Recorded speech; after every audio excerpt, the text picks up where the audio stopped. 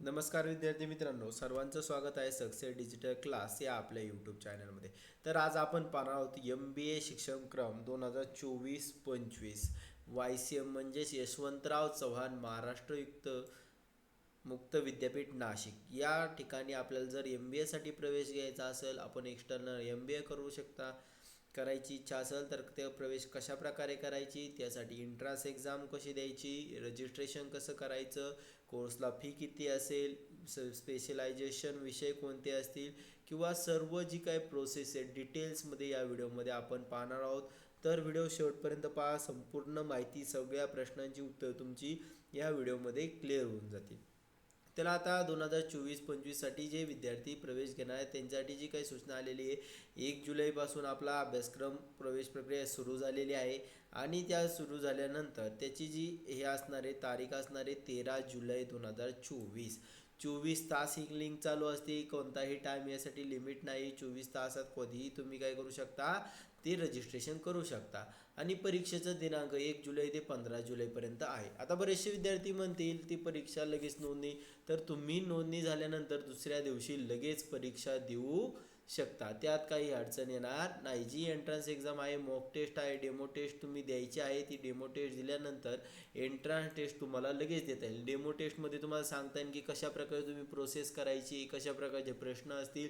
ते demo taste सोडवल्यानंतरच तुम्हाला ते पाहायला मिळते आणि ती कशी प्रकारे द्यायची हे सुद्धा आपण या व्हिडिओमध्ये पाहणार. त्यामुळे व्हिडिओ पूर्णपणे पहा, कोणताही पॉईंट स्किप करू नका. व्हिडिओ आवडला तर आपल्या चॅनल सबस्क्राईब करा व बेल आयकॉनला क्लिक करा. तसे प्रश्न जे असणार आहे 60 पैकी 50 प्रश्न सोडवणे कंपल्सरी आहे आणि ते सोडवणे गरजेचंच आहे. प्रवेश प्रक्रिया जास्तीत जास्त 60 मिनिटे, म्हणजे प्रवेश परीक्षा जी असणार आहे म्हणजे एंट्रन्स एक्झाम ही 60 मिनिटाची असते. 60 मिनिटात 60 प्रश्न, कमीत कमी 50 प्रश्न हे सोडवणे कंपल्सरी आहे. परीक्षा शुल्क असणारे 600 रुपये. आता एखाद्याला वाटतं आपण एंट्रन्स एक्झाम फेल झालो तर काय करायचं, तर एंट्रन्स एक्झाम फेल झालं तर पुन्हा 600 रुपये भरून तुम्हाला ती परीक्षा देता येणार आहे. त्यात कोणतीही अडचण येणार नाही. तो प्रवेश कसा करायचा, एंट्रन्ससाठी कसं करायचं, आधी आपल्याला एंट्रन्स क्लिअर करावं लागेल, नंतर ॲडमिशन प्रोसेस आहे. त्यासाठी एंट्रन्ससाठी जी काही रजिस्ट्रेशन प्रोसेस आहे ती आपण पाहणार आहोत. एंट्रन्स कशी द्यायची ती पाहणार आहोत. ॲडमिशन प्रोसेस हे आपण दुसऱ्या पार्टमध्ये पाहूया. त्यानंतर तुम्हाला प्रवेशाबद्दल काही इतर माहिती लागत असेल किंवा अडचण आल्यास तुम्हाला एक कॉन्टॅक्ट नंबर दिलेली युनिव्हर्सिटीने, त्याच्यावरती तुम्ही जाऊन फोन करून सर्व माहिती घेऊ शकता. इतर मग आता पहिली सूचना झाली की आपली 13 तारखेपर्यंत एंट्रन्स रजिस्ट्रेशन असेल, तर आता त्याच्यासाठी आपल्याला सर्वात प्रथम माहिती पाहिजे की जे आपली युनिव्हर्सिटी आहे ती ICTE अप्रूव्ड झालेली आहे. MBA आपला कोर्स कोड असेल P79. मग हा जो कोर्स कोड आहे त्याच्यात आपल्याला सर्व कोर्सबद्दल जी काय आहे ती सर्व माहिती या PDF मध्ये दिलेली आहे. ही PDF आपल्या टेलिग्राम चॅनल किंवा डिस्क्रिप्शनमध्ये लिंक दिली, त्या ठिकाणी सुद्धा डाउनलोड करू शकता. तर आपल्या कोर्सचं नाव आहे master business of administration MBA. Approval आहे त्याला कोणताही नाही. Human resource management, marketing and finance हे 3 स्पेशलायझेशन आपण करू शकतो. बऱ्याचशा जणांना अडचण असते की स्पेशलायझेशन कोणतं येतं, HR मध्ये असेल, मार्केटिंगमध्ये असेल आणि फायनान्स असेल. कोर्स हा 2 वर्षाचा आहे, सर्वांना माहिती. पहिल्या वर्षाची फी जी असणार आहे ती 17,908 रुपये असेल.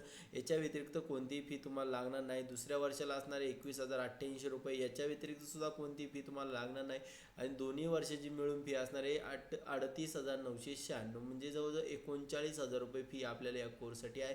या व्यतिरिक्त कोणतीही फी दिलेली नाही किंवा घेतली जात नाही. एकदा घेतली तर काय अडचण नाही. तर आता जास्तीत जास्त आपण फेल झालो तर आपण जास्तीत जास्त 4 वर्षापर्यंत हा कोर्स करू शकतो. 50% अटेंडन्स ही कंपल्सरी असेल.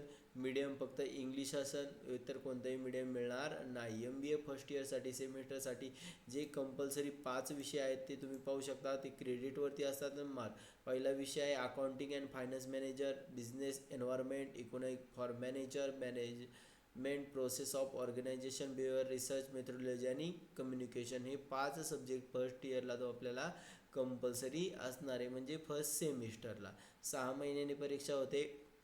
त्यानंतर कंपल्सरीमध्ये सेकंड सेमिस्टरमध्ये तुम्हाला हे जे काही विषय दिसत असतील ते आपल्याला दिसेल. बिझनेस इथिक्स असतील, क्वांटिटिव्ह technologies, production of operation management, marketing management, human resource management, म्हणजे हे फर्स्ट इयरचे आपले विषय झाले आहे. त्यानंतर इलेक्टिव्ह सब्जेक्ट म्हणजे ह्या ऑप्शनपैकी आपण कोणताही एक विषय आपण फायनलला घेऊ शकतो. सायबर सिक्युरिटी असेल, communication skill, English, German, Arabic, office tool, कोणताही एक सब्जेक्ट ह्या कोर्सपैकी कोणताही एक इलेक्टिव्ह म्हणून आपण सिलेक्ट करू शकतो. त्यानंतर MBA सेकंड इयरसाठी कंपल्सरीसाठी 2च विषय असतील, strategic management, international business, international trade.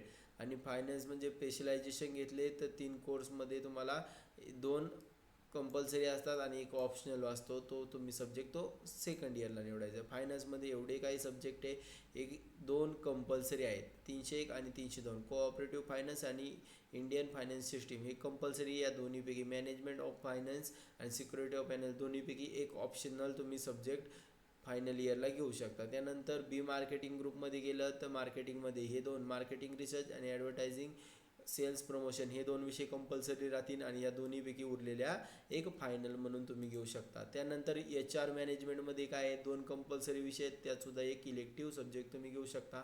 आणि 4थं सेमिस्टर आहे त्याला हे 3 विषय कंपल्सरी आहेत, त्यातसुद्धा स्पेशलायझेशन आणि ऑप्शन दिलेले आहे. हे व्हिडिओ स्टॉप करून तुम्ही स्क्रीनशॉट घेऊन पाहूसुद्धा शकता. सगळं माहिती आपल्या या व्हिडिओमध्ये दिलेली आहे. स्पेशलायझेशन कसं घ्यायचा, प्रोजेक्ट वर्क कंपल्सरी असणार आहे सेकंड इयरसाठी आणि 8 क्रेडिट असतात, तर क्रेडिट दिल्याशिवाय आपण पास होऊ शकत नाही.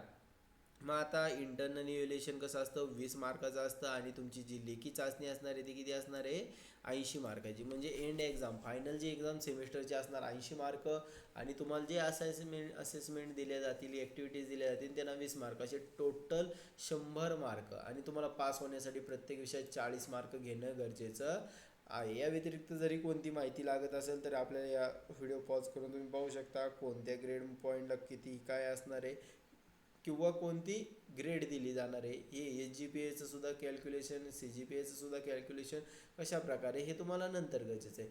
त्यानंतर आपल्याला महत्त्वाचं आहे की आता MBAचा प्रवेश प्रक्रिया तर ठीक आहे, तर आता त्याला रजिस्ट्रेशन कसं करायचं, तर याच PDF किंवा आपल्या डिस्क्रिप्शन बॉक्समध्ये एक लिंक दिलेली, त्यावरती क्लिक करून तुम्ही या होम पेजवरती येऊ शकता. अशा प्रकारचं होम पेज तुम्हाला त्या ठिकाणी दिसणार आहे. आता क्लिक हे न्यू रजिस्ट्रेशन, कारण की आपलं कोणतंही रजिस्ट्रेशन नाही, आपल्याला काय द्यायची आधी एंट्रन्स एक्झाम द्यायची. एंट्रन्स एक्झामसाठी या ठिकाणी क्लिक करायचे. त्यानंतर तुमचा मोबाईल नंबर असेल, ईमेल ID असेल, नेम असेल, कोर्स असेल, MBA किंवा BCA दोन्हीसाठी, MBA आणि BCAसाठी एकच. नंतर गेट OTP आल्यानंतर तुमची जी काही पर्सनल इन्फॉर्मेशन आहे, एज्युकेशन डिटेल्स आहे ती भरून घ्यायची आहे. ती झाल्यानंतर तुम्हाला एक व्हेरिफिकेशन ईमेल येईल, त्याच्यावरती तुमचा ID आणि पासवर्ड किंवा तुम्हाला मेलमध्ये येईल आणि तो तुमचा पासवर्ड फायनल राहील. मग ते आल्यानंतर पुढची जी प्रोसेस असणार आहे, त्यानंतर मोबाईल नंबर आणि पासवर्ड टाकून आपल्याला लॉग इन करायचं. लॉग इन केल्यानंतर आपल्याला एक नवीन इंटरफेस दिसून येईल आणि त्या नवीन इंटरफेसवरती आपल्याला मॉक टेस्ट म्हणून ऑप्शन येईल. ती मॉक टेस्ट आपण द्यायची. त्यानंतर फायनल एंट्रन्स एक्झाम त्याच दिवशी तुम्ही देऊ शकता, एनी टाईम, कोणत्याही. आणि 50 प्रश्न एक कंपल्सरी, 1 तासाची परीक्षा असेल.